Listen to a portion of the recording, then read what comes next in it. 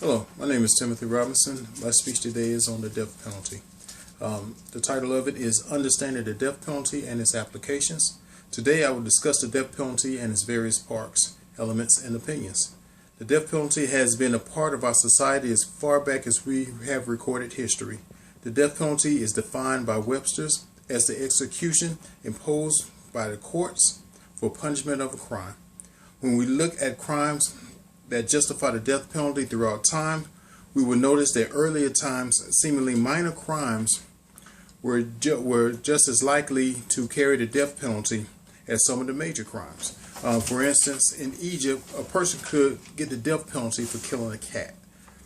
Britain's influenced Americans' use of the death penalty more than any other country. When European settlers came to the New World, they brought a practice of capital punishment. The first recorded execution in the new colonies was that of Captain George Kendall in the Jamestown colonies of Virginia in 1608. Kendall was executed for being a spy for Captain George for being a spy for Spain in 1612. Virginia's Governor Sir Thomas Dale enacted the divine morale and martial law, which provide the death penalty for even minor crimes, offenses such as stealing grapes, killing chickens, trading with Indians. When looking at some of the elements that will bring about a capital punishment trial, FindLaw.com says, although some states have abolished the practice, Georgia and most other states continue the capital punishment as a sentence for some of the more serious crimes. Georgia's capital punishment law may be applied to defendants 17 and older for robbery, also for rape, also for crimes against a police officer, for example, as well as for airplane hijacking and treason. The death penalty is a continuous hot topic. It sparks debates for various reasons. Those reasons can result from humane points of view to financial reasons to religious reasons. If you are for or against the death penalty, you're not alone. Just as you and your neighbor may support or denounce the punishment, others across America may share the same mixed opinion. Different states have taken position on how they support the death penalty. According to the prosandcons.org, back in 1995, the United States had the highest number of states that supported the death penalty at 38 states. After that, the number of states carrying the death penalty started to decline until it reached its current number of 31 that would have the death penalty trial.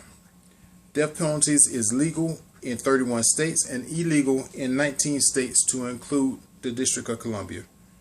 The legal and illegal destination of the death penalty statute are based on the U.S. Department of Justice capital punishment reports. The June 29, 1972 Furman versus Georgia Supreme Court case placed a de facto moratorium on the death penalty in America. Many states amended their laws to comply with the mandate of the Furman decision and reinstated the capital punishment. I researched the religious opinion for the general view of the death penalty from the established religious sects. I found no definitive answer. As a whole, the general answer was collected from many groups. The groups questioned are from the 12 Christianity faith groups, Islam, atheism, Judaism, and people who didn't identify with a religious sect. According to the religionstolerance.org, generally speaking, liberal religious groups are abolitionists, while conservative faith groups are retentionists. Exceptions are the Church of Jesus Christ of Latter-day Saints, the Mormons, and the Assembly of God, which has not taken an official position. So in closing today, I hope that I have provided some insight into the death penalty. I've given some examples of who it most likely applies to. I've also touched on a general overview of some of the major religious opinions of the death penalty. the level of crime that would justify the capital punishment trials are of a highly aggravated nature, and more minor crimes of stealing fruit and killing of cats are no longer qualified for the death penalty.